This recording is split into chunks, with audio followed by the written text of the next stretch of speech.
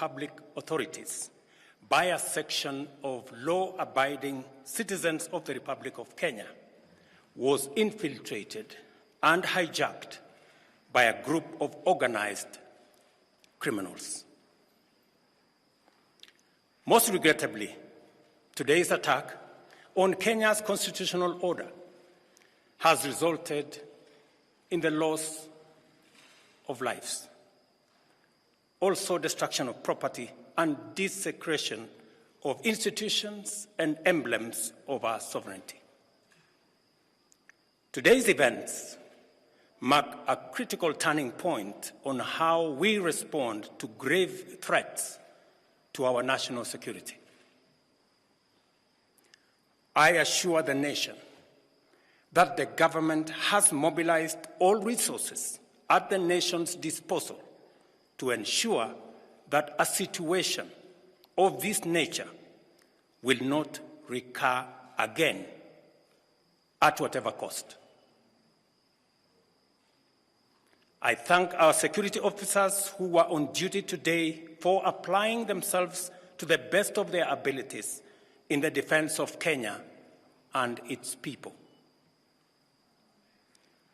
Accordingly, I have directed all the organs of our national security to deploy measures to thwart any attempt by dangerous criminals to undermine the security and stability of our country. As the people of Kenya go to bed tonight, I give you my assurance that your security, that of your families and property, remains my utmost priority. To the young people of Kenya, who I must thank for helping our country organize our democratic discourse around issues, I thank you and assure you that the conversation you have begun around pertinent issues of our nation will continue to inform our policy and governance decisions. As I promised on Sunday, this conversation will not be in vain. I will not only champion for the cause of issue-based, policy-oriented, and tribeless engagement on critical national issues, but also provide a framework for this conversation to be processed and its outcomes implemented.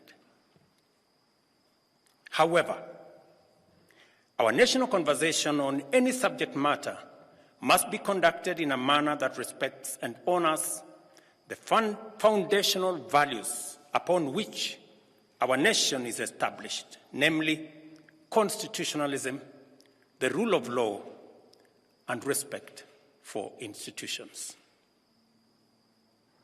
It is very painful for Kenya that a conversation this crucial was hijacked by dangerous people who have caused us the kind of loss we have incurred as a nation today.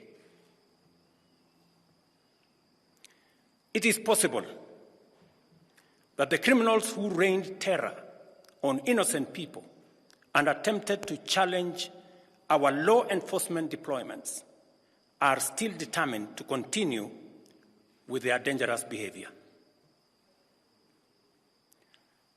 I assure the nation of the government's determination to fulfill its constitutional duty of protecting the people of Kenya against all forms of harm.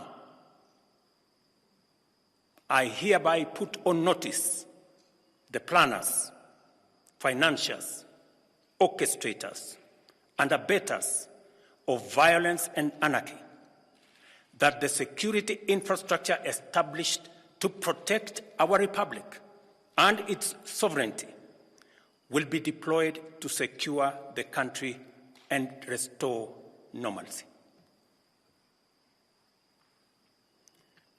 It is not in order or even conceivable that criminals pretending to be peaceful protesters can rain terror against the people, their elected representatives, and the institutions established under our Constitution and expect to go scot-free.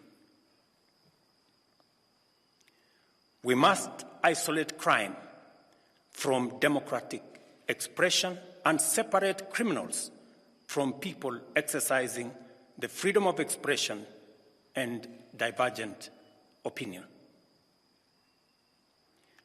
I shall continue to lead a government that is fully committed to maintaining the integrity of our state, promoting the unity of our nation, and enhancing the peace and security of all citizens and their livelihoods. I am bound under sacred constitutional mandate to respect, uphold, and defend the Constitution of Kenya, which declares that all sovereign power belongs to the people, and that this power shall be exercised only in accordance with the Constitution.